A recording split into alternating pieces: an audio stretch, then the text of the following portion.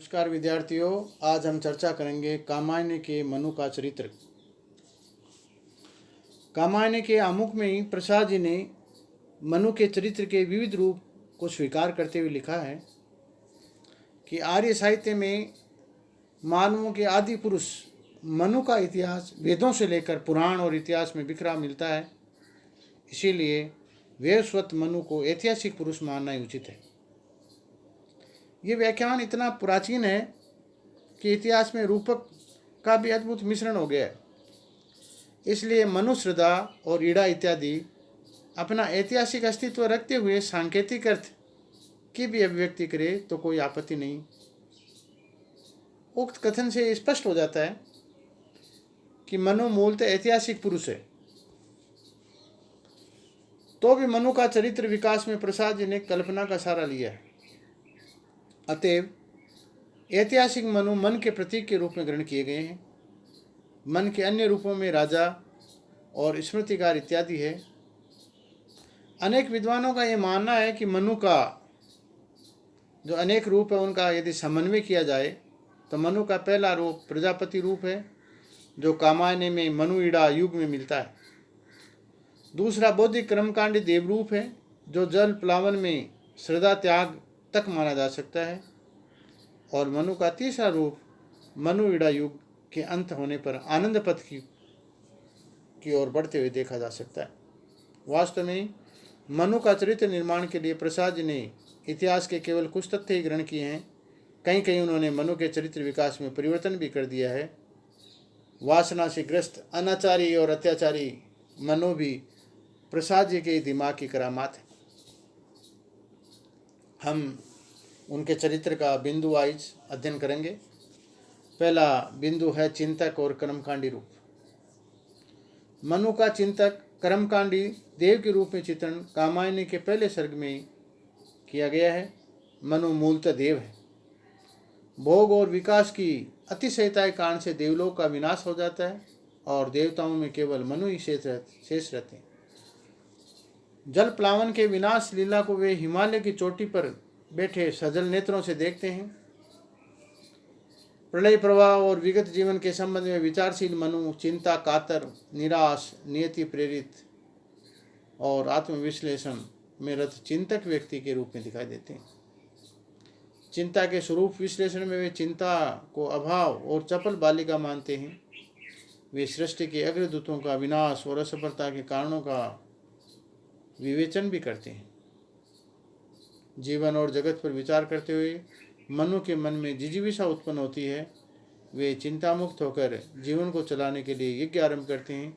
यहीं से कर्मकांडी तपस्वी मनु का आरंभ होता है।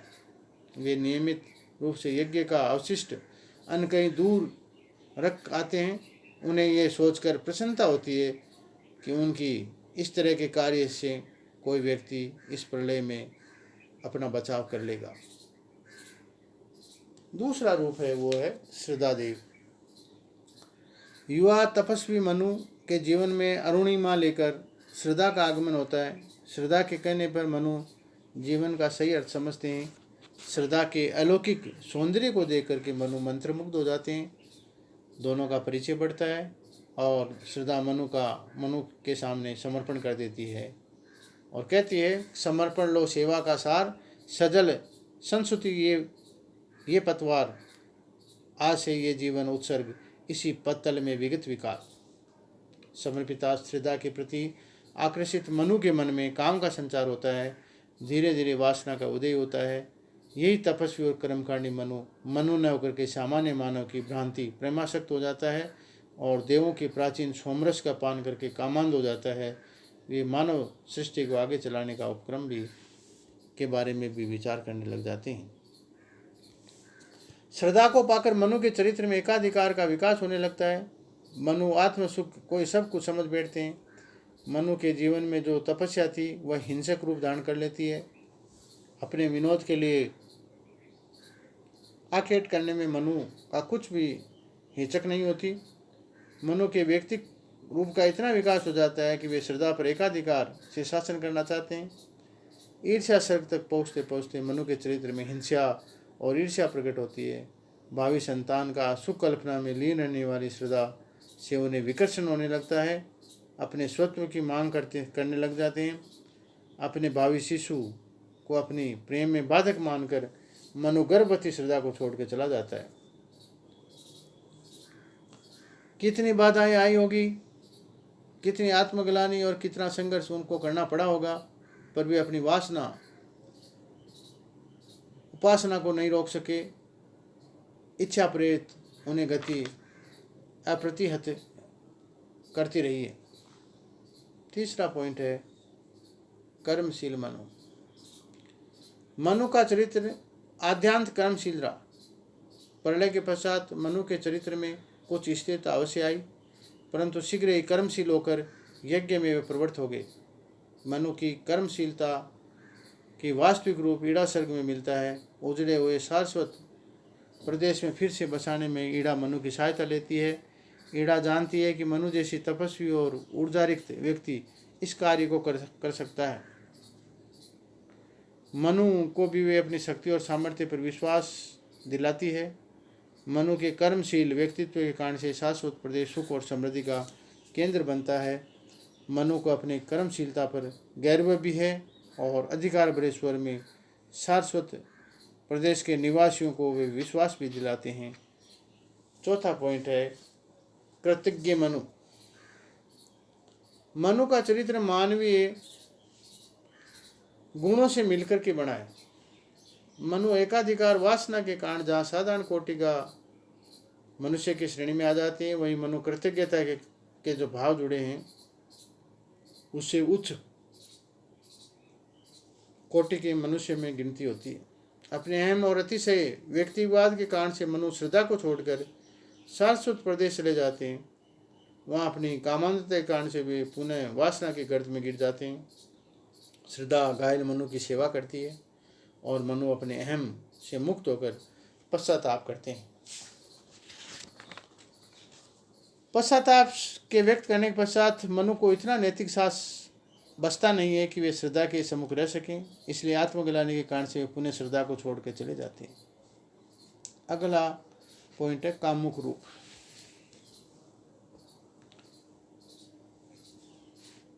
मनु के चरित्र में वासना और इंद्रिय लोलुपता की यात्रा अत्यधिक सघन मिलती है। उनके कारण मनु के शरीर में सुगठित और प्राकृतिक प्रेरणा युक्त है।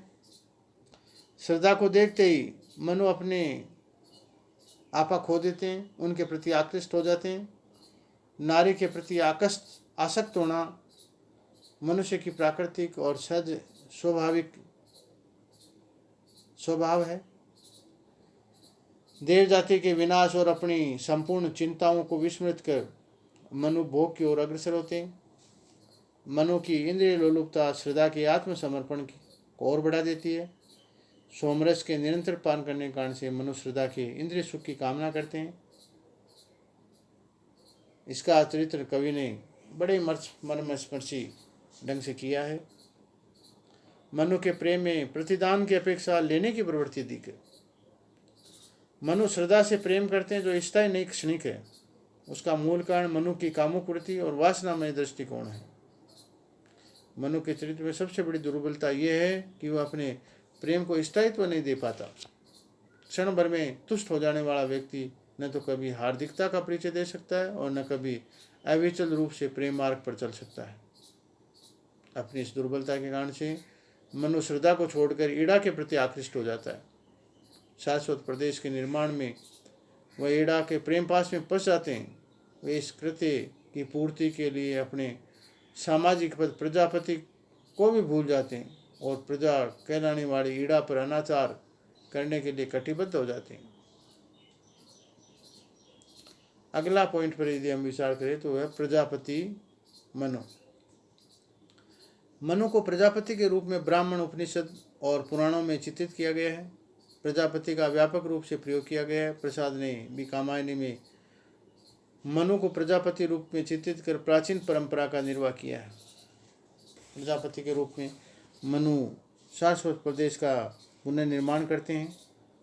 प्रजापति के रूप में मनु नवीन संस्कृति और सृष्टि के प्रवर्तक माने जाते हैं, किंतु अपनी प्रजा पर अत्याचार और अनाचार के कारण से प्रजा उनसे रुष्ट हो जाती है और नवनिर्मित शाश्वत प्रदेश में विद्रोह के कारण संघर्ष पैदा हो जाता है। इस प्रकार मनु अपनी कर्मों से ही वहाँ की जनता को नाराज कर देते हैं। 7वां पॉइंट है आनंदमयी मनु या आनंदवादी मनु। जीवन की भौतिकता और कामुकता के नग्न रूप को देखने के बाद मनु के व्यक्तित्व में परिवर्तन आ जाता है। कामायनी के अंतिम 3 सर्गों में मनु का चरित्र एक परिवर्तित व्यक्ति के रूप में सामने आता है। ऐसा मोड़ जो जीवन में आता है कि उसके पीछे का दम्भ अहंकार सब कुछ तिरोहित हो जाता है।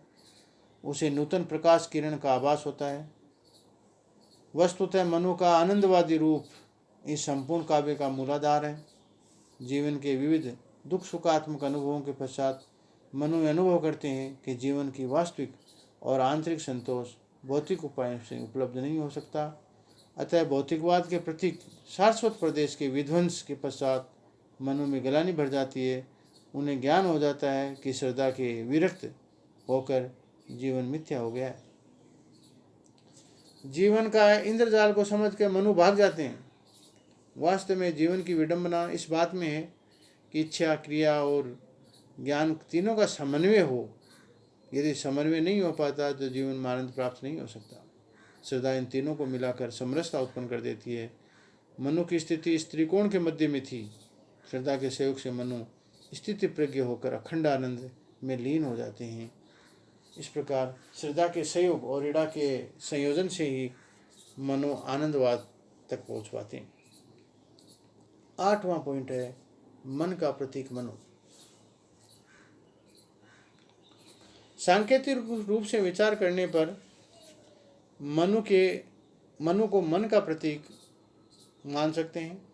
मनु अथवा मन की उत्पत्ति के संबंध में कहा गया है कि जिसे मनन किया जाए वह मन है। मन को अत्यंत दुर्निवार माना गया है। मन मूलतः विरोधी वृत्तियों का संघर्ष स्थल है।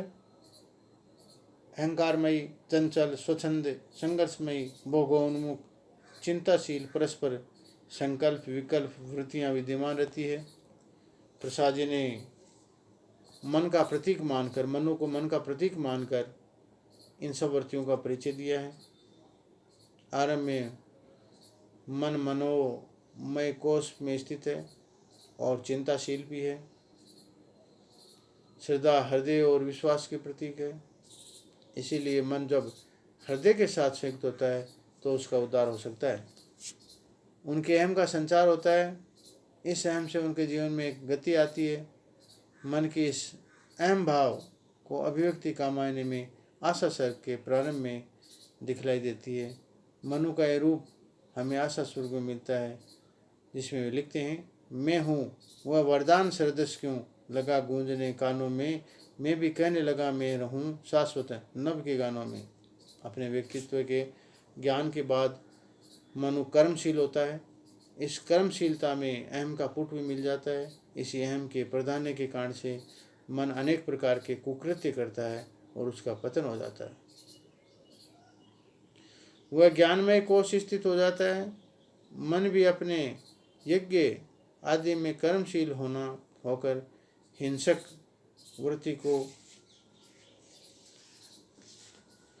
वृत्ति को अपनाकर काम वासना से प्रेरित होकर ईर्ष्याग्रसित होकर श्रद्धा त्याग उसे निरंतर पतन की ओर ले जाते हैं। ईड़ा बुद्धि के संयोग होने पर अंततः वह प्राणमय कोश में गिर जाता है, परंतु प्राणमय कोश में स्थित मन अपने उद्धार के लिए चित्तवृत्तियों पर निरोध कर अहम पर काबू कर विज्ञानमय कोश की ओर अग्रसर होता है। यहीं से मन का उद्धार शुरू होता है। विज्ञान कोश में स्थित मन ज्ञान शक्ति से संपन्न होकर चैतन्य जीव का रहने लगता है। निर्विवेद से लेकर अंतिम स्वर्गों तक का चित्रण विज्ञानमय कोश में स्थित मन का ही रूप है। त्रिदिक दर्शन में उनके मन में चैतन्य का जागरण हो जाता है।